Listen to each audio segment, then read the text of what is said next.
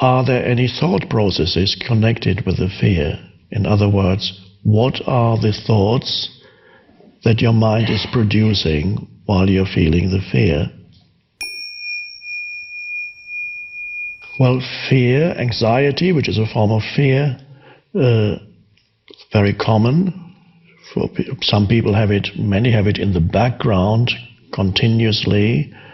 And I would say there's some degree of fear, even if you're not conscious of it.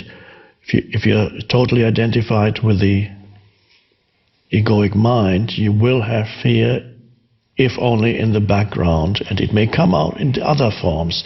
It can express itself as anger. If you look at anger closely, you usually find hidden underneath the anger is a state of fear. So, if there's fear, one important thing is to, of course, you need to direct your attention to it. You acknowledge that there's fear. The important question that arises is, are there any thought processes connected with the fear? In other words, what are the thoughts that your mind is producing while you're feeling the fear? Is it possible that certain thoughts that you think frequently or habitually produce the fear? Is it possible you project yourself into the next moment, into the future moment, excessively, trying to control something that you have no control over? What's going to happen to me? Or creating an imaginary scenario of loss that you might suffer. It's not happening now, but it might happen. And many things that the thought activity, excessive thought activity, often creates scenarios of things going wrong that are not happening now, may never happen, often probably will never happen. And even if they did happen, the actual situation would actually be easier to face than the imaginary situation in your mind, because there's nothing you can do, there's no action you can take to remedy an imaginary situation except to stop thinking it. But if an actual situation arises, you face it and you give it your attention, and then you take the action that you need to take. But an imaginary situation, you're totally at the mercy of it, so it only exists in your mind. So you need to see whether your mind is creating the fear by thinking fearful thoughts, by projecting itself into the future. And if that is the case, then you can see, oh, so I'm creating those because my body cannot tell the difference between an actual event that's happening outside and what my mind is producing. So when I'm thinking my life situation is critical, if this is basically what your thoughts are telling you, then your body believes that this is the actual truth, that you are being threatened at this very moment. The body doesn't know the difference, that the tiger isn't in the room. The threatening presence is your thoughts. The body reacts in the same way, whether there's a threat, an actual threat in the room, or your thoughts can create the same, even palpitations. You can shortness of breath because you're thinking fearful thoughts. You go at night. I had that for years. Awful state. It's insane. It's a disease, but nothing is happening. Absolutely nothing. There's a quiet room. Nothing. It's all happening in the mind. So if that's the case, see, okay, then you need to tackle the thoughts because they will cause the fear. And how do you tackle thoughts? It's by realizing the futility and the destructive nature of these thoughts and choosing to step out. And what do you do to step out? First, you don't believe your mind that tells you, no, you can't step out, you have to continue thinking. No, you step out and take a conscious breath, or put your attention into the inner energy field of the body. A conscious choice to remove attention from thinking. And you may have to be really alert to do it. If you're immersed in a mind stream, it could even be that it's so powerful that you just cannot get out. It has such gravitational pull, it pulls you, but at least you know that this is what's happening. So there's a state where you cannot help yourself yet, but at least there is the beginning of a disidentification from it, when you know that this is what is happening. Your health, your relationships, your work or lack of it, finances, living situation, usually those things make up your life, my life. But I call that your life situation, as opposed to life, which is only ever now. Your life situation exists in the mind. You have to keep it alive there. It's important, of course, you have to deal with situations as they arise in your life, but they only arise in the present moment. And when you think about your life situation, you can only think about it in the present moment. It's important to have these two, your life and your life situation, and not allow your life situation to completely obscure your life, your presence, your sense of aliveness, your spaciousness. And that's helpful to bring attention, to learn to bring attention to your senses. The expression we could use is come to your senses, the 5 senses. So you become more aware of what surrounds you. Inhabit the body. It's another one that brings you, connects you with life, takes you out of the conceptualizing mind. Be here now. Come to your senses, inhabit the body, be here now. They're all one. And then you don't carry continuously with you, like a heavy burden, your life situation.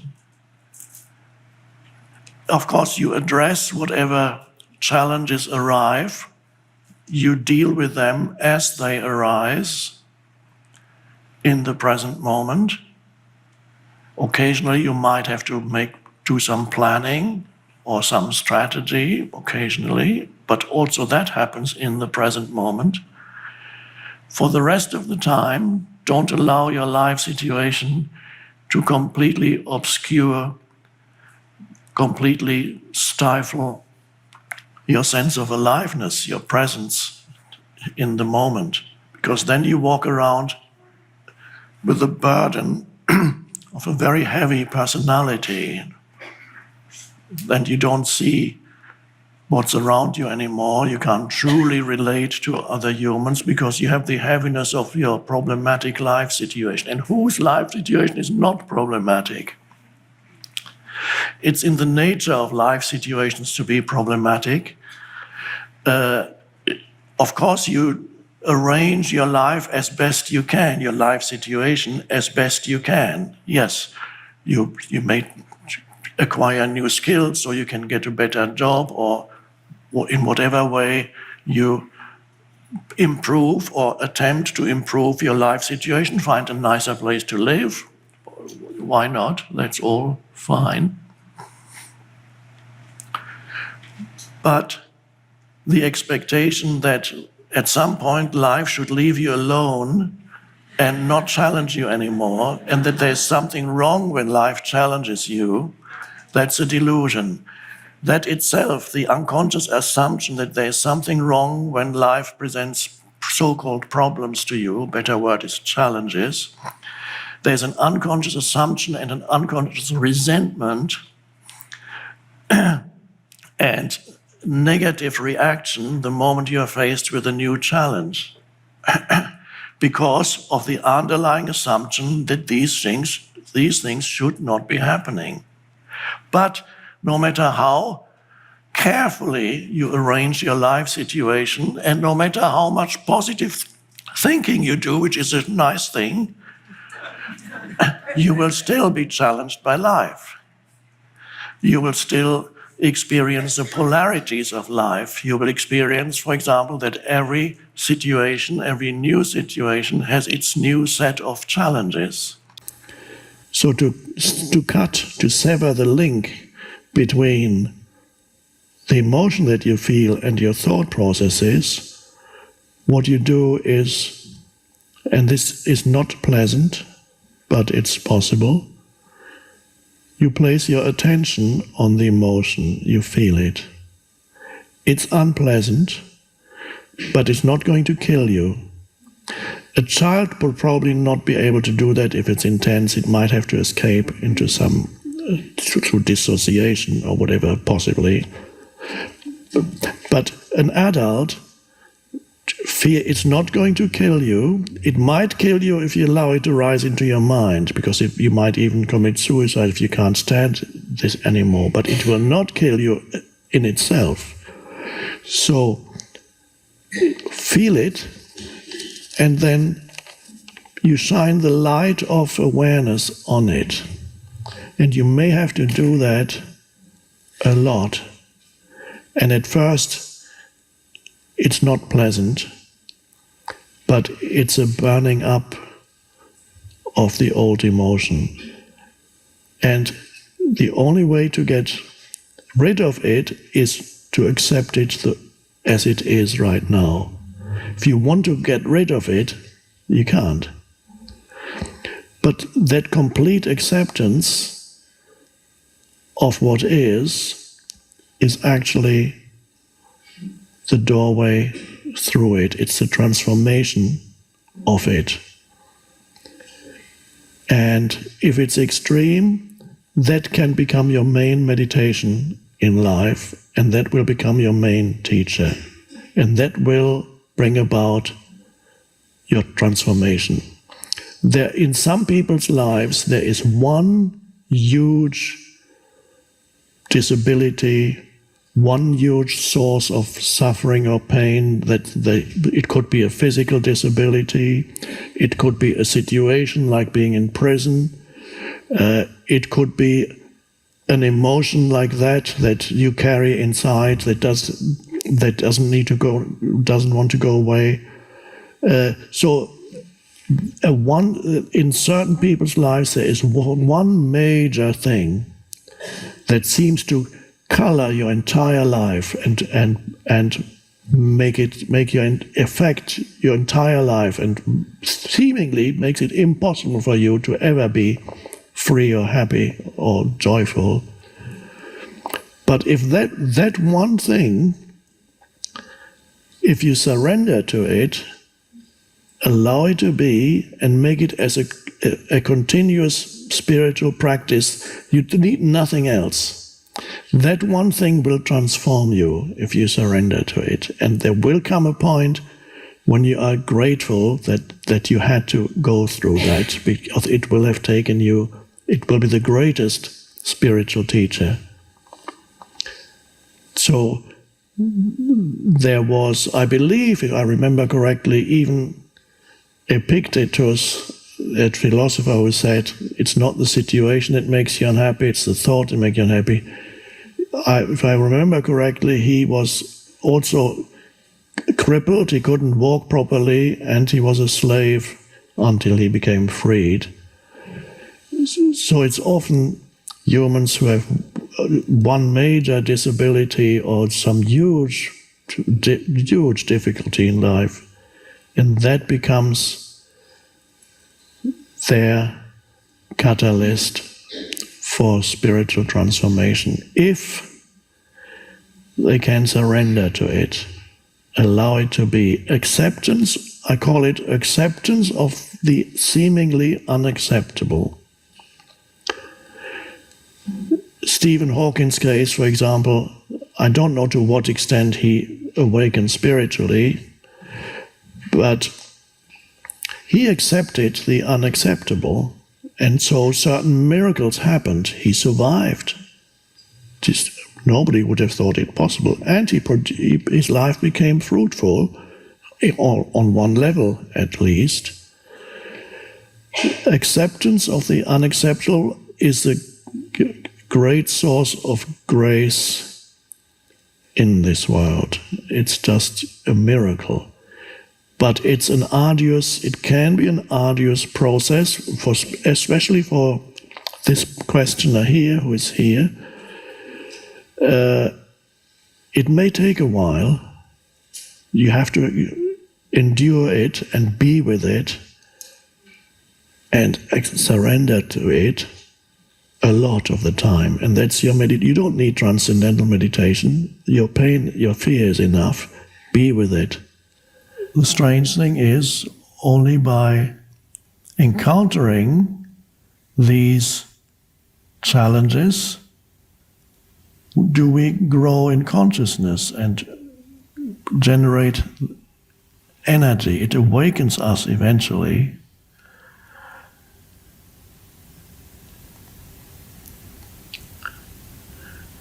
Now, if you overdo physical exercise, you put too much strain on the body, you could kill the body, you could kill yourself, and this has happened. People who were so obsessed with physical exercise that they overdid it. I've read, for example, whenever it was 1 or 2 years ago, a man who wrote about the incredible benefits of jogging died of a heart attack while he was jogging, and he wasn't that old. So you can overdo it, and then instead of the body getting stronger, it dies. And you could also say, when you look at life and humans, life on this planet, probably many other planets, you would say, well, it's all very well. Sometimes it seems to work that through facing challenges and problems, we grow. We grow out of identification with mind, we grow out of the ego, we transcend our conditioned state of consciousness, and a new consciousness arises. And if I know, not actually speaking for myself, without facing difficulties and challenges, there would not have been any growth in consciousness and no awakening. If I had had for example, a trust fund, where you know from a very early age your parents have already looked after your security, and you know from an early age if you don't want to work or anything, you don't have to. You can have a comfortable life without ever doing anything. So there are people like that. There may even be 1 or 2 here, but if you are here and you are a trust fund baby, then other things must have happened to you that created difficulties. It wasn't financial, but there were other things.